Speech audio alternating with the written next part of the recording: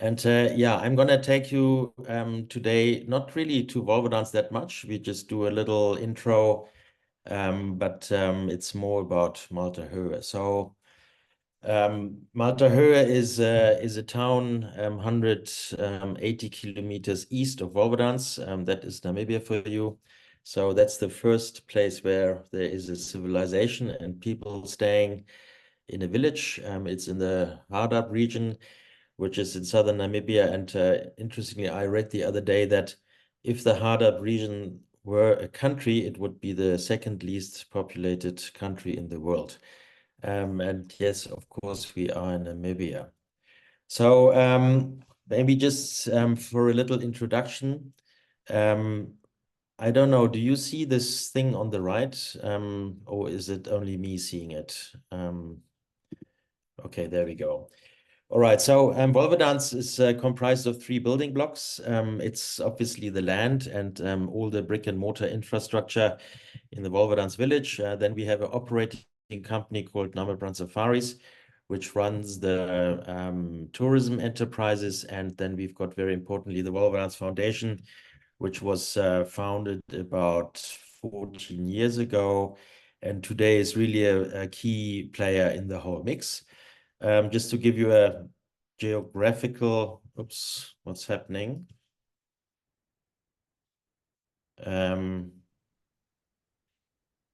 Somehow it froze. Okay, there we go. That's the just the geographical orientation. So have a look on the left on the Namibia map. So you see the capital Windhoek in the heart of the country. About 300 kilometers south of that is Marienthal. That's the regional city. And then 100 kilometers west, we've got Malta, which is what we are going to talk about. And then the Namibia Nature Reserve on the edge of the Namib Park. That's now the central map. And you see Wolwedans there in the heart of the reserve. The reserve is a very ambitious private large landscape conservation initiative that was started by my father, the late Albi Brückner, 40 years ago. And it today comprises roughly 200,000 hectares of pristine desert. Its main attraction is the sheer beauty.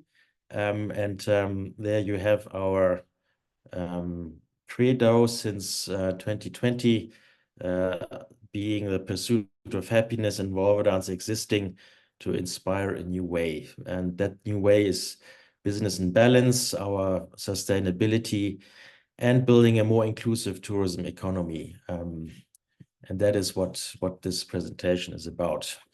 So the Wolwedans Eco Village is situated in the heart of this reserve. It's our logistic base. That's where the majority of the team stays. That's where we have all our workshops, prep kitchens, gardens, the whole thing. And this village has sort of over the years evolved into something pretty unique. And one thing we do these days is what we call the Heart and Home Tour, and it's actually taking our guests behind the scenes, backstage, and showing them what it takes to operate out here. And it is actually becoming, a very popular activity. So sustainability has been in our DNA from the word go. I mean, the purpose of Wolwedans when we started was to generate income for conservation. And yeah, intuitively, we seem to have done things right from the word go. And 14 years ago, we were very privileged to be chosen as one of the founding members of the Long Run. And the Long Run was really great in that it gave our sustainability structure, where until then, everything sort of was managed from the gut and good intentions. The 4Cs gave us much more direction and yeah, a structured approach how to handle sustainability, which we had done for a long time. This is just to give you an idea what we do. So that's the Wolwedans Dune Camp. We've got a collection of 4 safari camps. That's Boulder's Camp in the south. So we've been doing this for 30 years. And yeah, obviously had our challenges in the recent past, and yeah, but we are still there.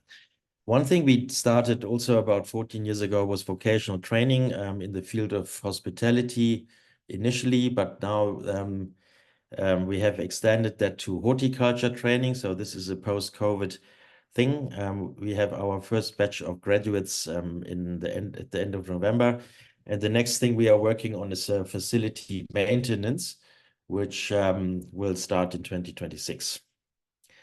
Since pre-COVID, the why of Wolwedans is really to inspire a new way of doing business, and that's more inclusive and less extractive, because I feel that the tourism industry largely in the world over is very extractive in nature, and we are very keen to change that.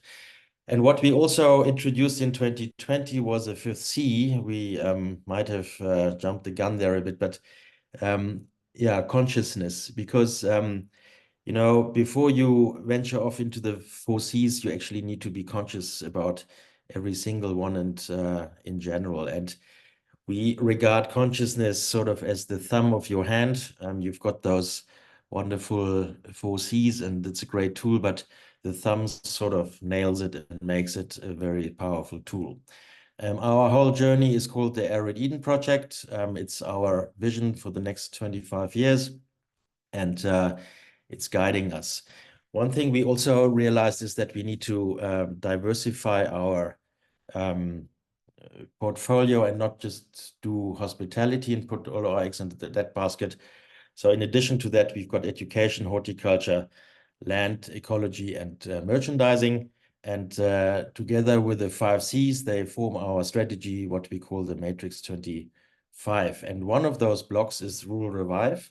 And that's what we are going to talk about now with the 8 minutes remaining.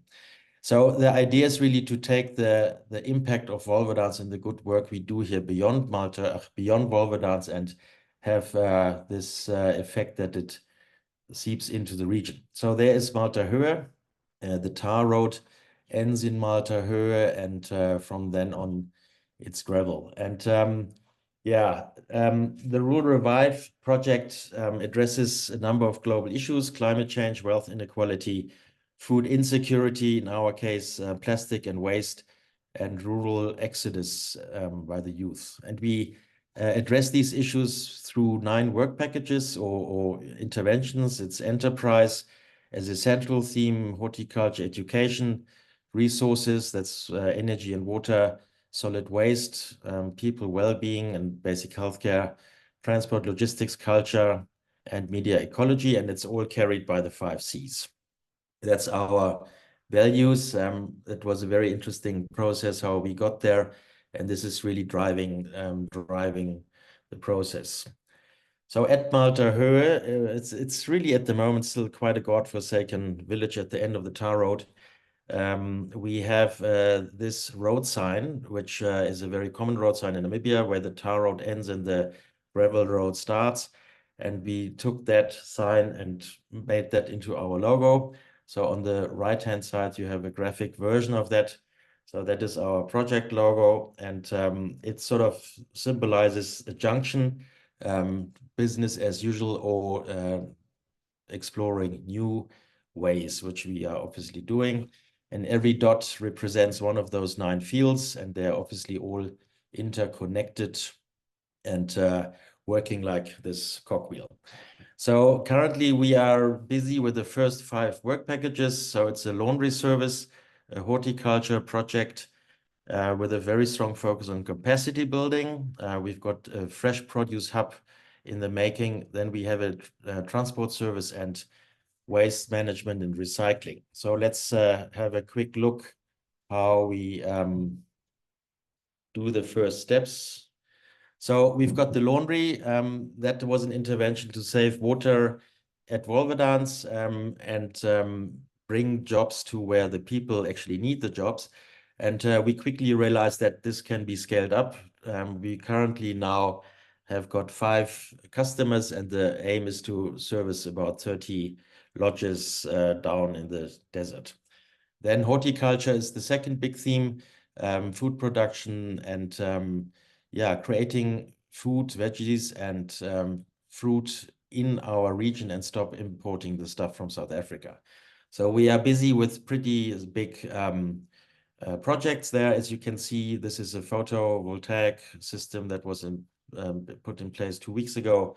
And yeah, then we have the barn. So that's where we create a hub where anybody from the region can bring their produce, whether it's fruit, veg, whatever. We are already expanding. So that's the new barn. And then there's a transport service, the Desert Runner, which connects Malta Höhe with the lodges in the Namib Desert. There's a schedule which will start in October.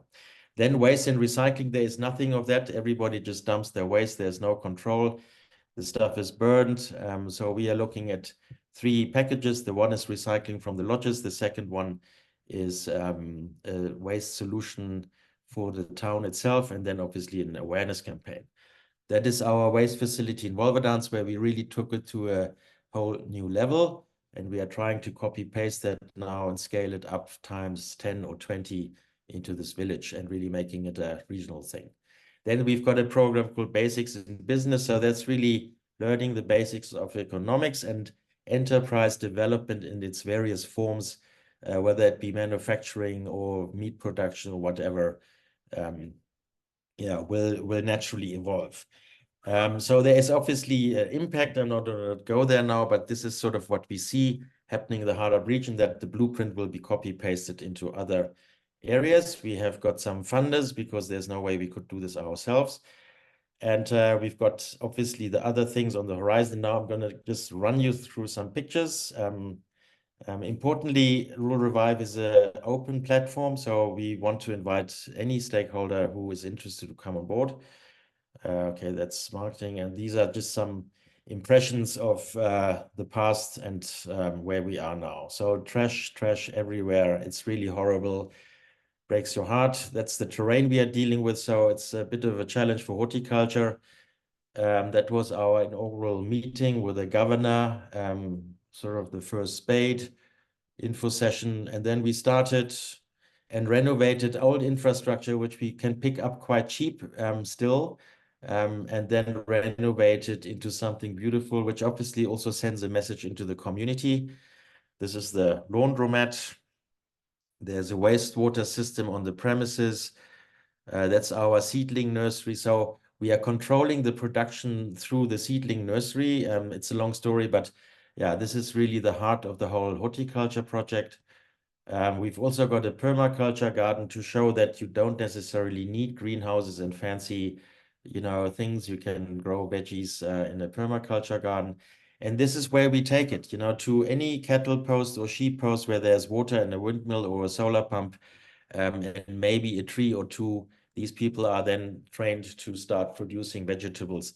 And once they, have fed themselves, they've got surplus, it can be fed into this desert-based economy, and obviously cutting carbon and food miles significantly. So yeah, the place is obviously ridden with poverty. This is how 50% or more of the people stay. Yeah, here you can see the elevation from a zinc hut into a brick house, but it's, as you can see, still a long way to go. We are also doing gardens in the shanty towns, in the favelas of Malta Höhe. This is the start. Yeah, we want to stop this madness, cling-wrapped vegetables coming from South Africa, traveling 3,000 kilometers. Rather serve homegrown veggies. This is all from Malta Höhe. The preservation is obviously a key thing, going ahead in the value add, which then can also be exported further afield. This is a classical sheep and cattle post where gardens could be started. The whole composting thing, that's the greenhouse on the project premises. So it's about 1,000 square meters, or gonna be 1,000 square meters under shade net. That's our first horticulture cohort. They are finishing now in November, and then the next one we start in Malta Höhe. Culture is obviously a big thing. That was the opening of the laundry 18 months ago. That's the very traditional cultural dress in southern Namibia. There's an open market, currently twice a month, but the plan is to have it every Saturday, where smallholder farmers can bring their produce. And yeah, so this is the recycling. So we've started that on a pretty large scale. We are looking at manufacturing one day. Hopefully we can attract somebody. And it's basically to make these guys better off in 10 years' time. And it's obviously a long-term thing, which is why we are calling it an initiative and not a project. It's an ongoing thing.